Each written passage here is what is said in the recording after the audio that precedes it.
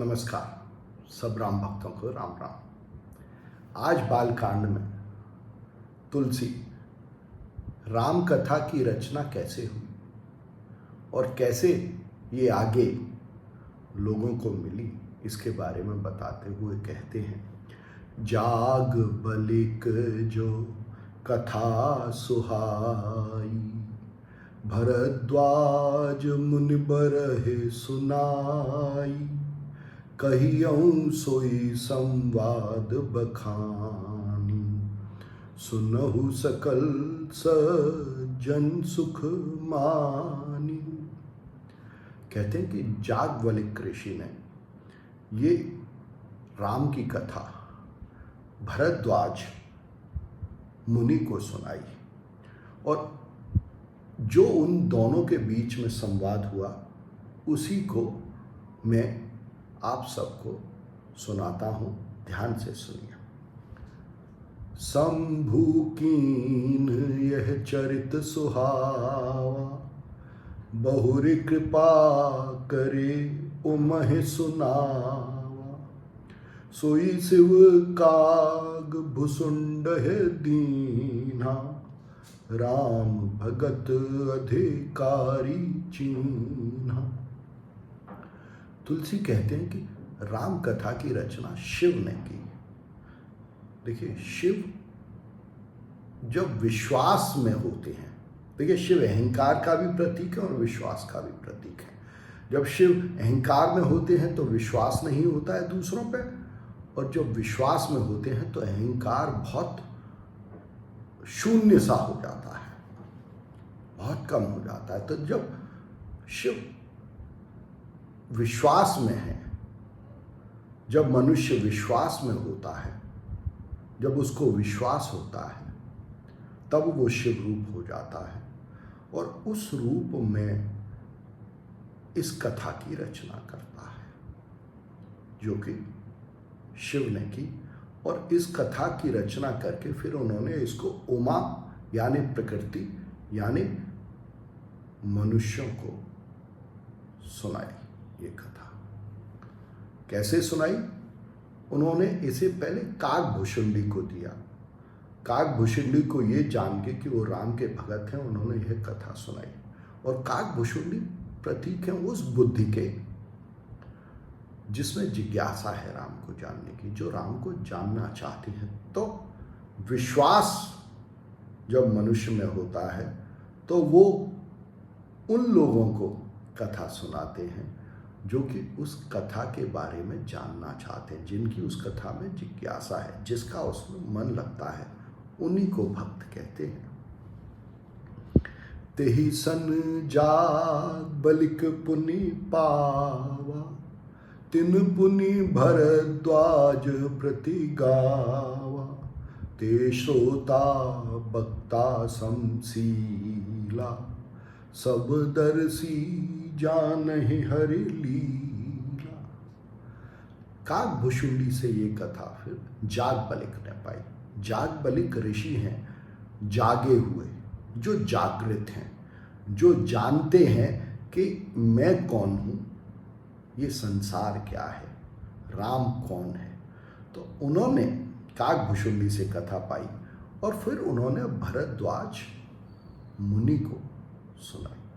तो जागबलिक भी बुद्धि का प्रतीक है, उस मनुष्य की उस बुद्धि का जब मनुष्य जागृत है, होश में है, ध्यान में है। और उन्होंने फिर भरद्वाज मुनि को सुनाई। भरद्वाज मुनि कौन है?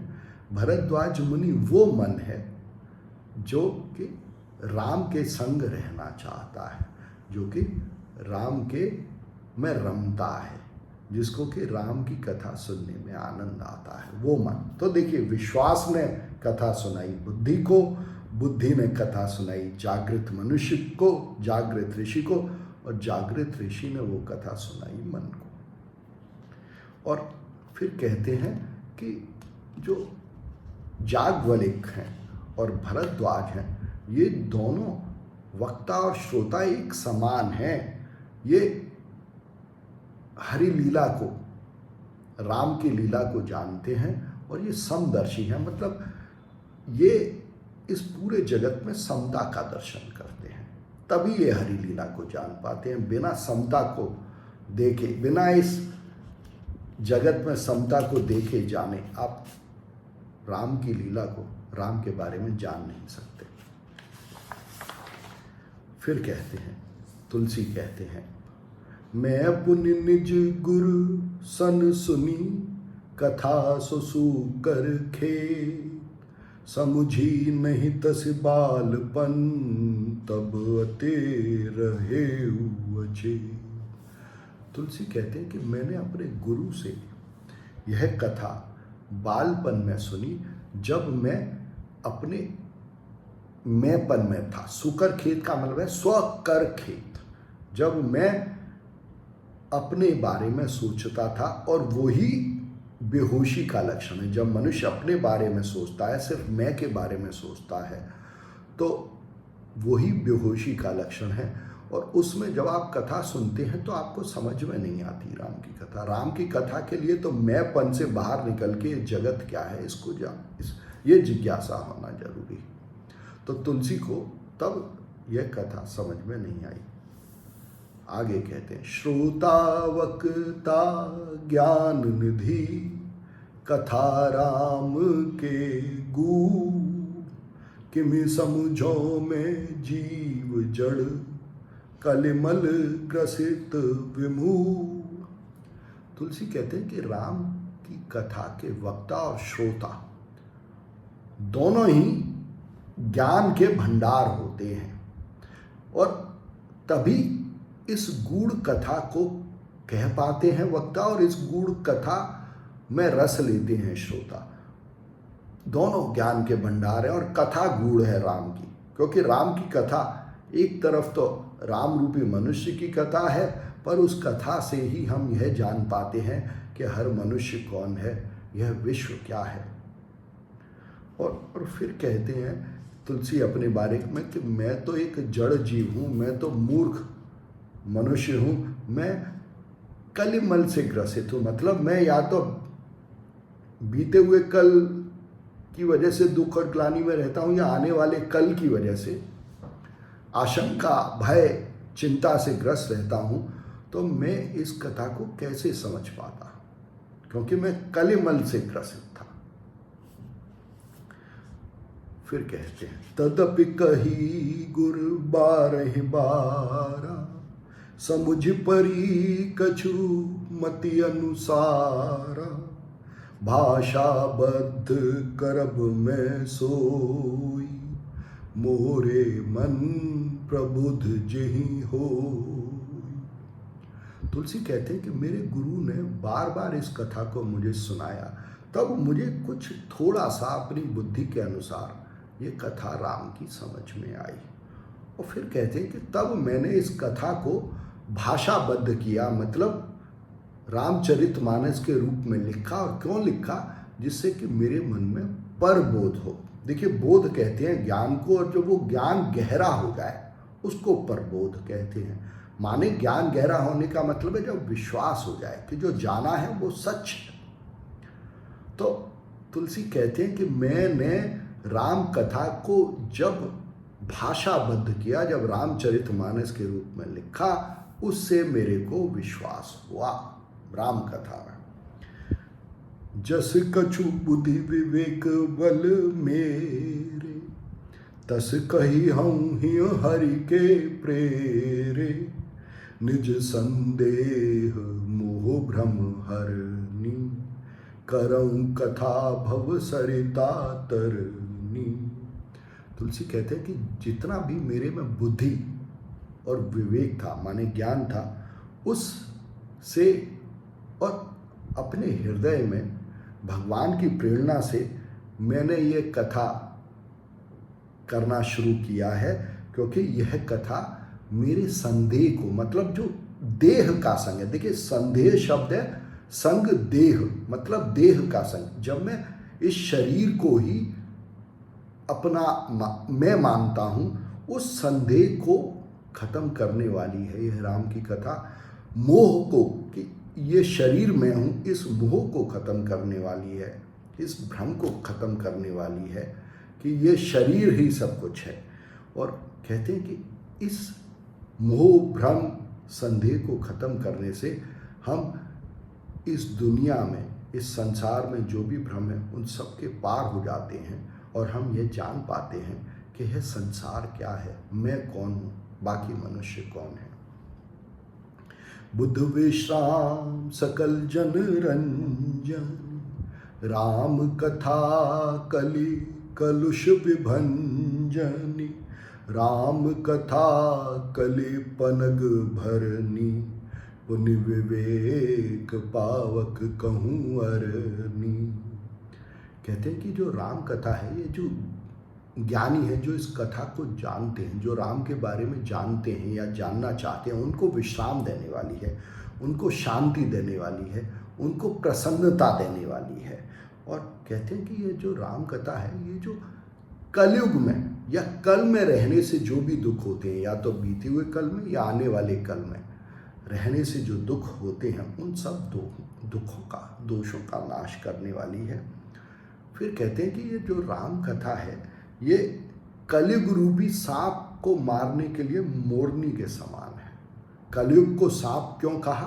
क्योंकि कलयुग सांप की तरह वक्र दृष्टि से कभी बीते हुए कल में और कभी आने वाले कल में ले जाता है मनुष्य को, इसीलिए सांप की तरह वक्र है और उसके मारने के लिए मोरनी के समान है ये राम कथा। क्योंकि ये राम कथा मनुष्य को कल से निकाल के आज में, अब में, अकल में ले आती है।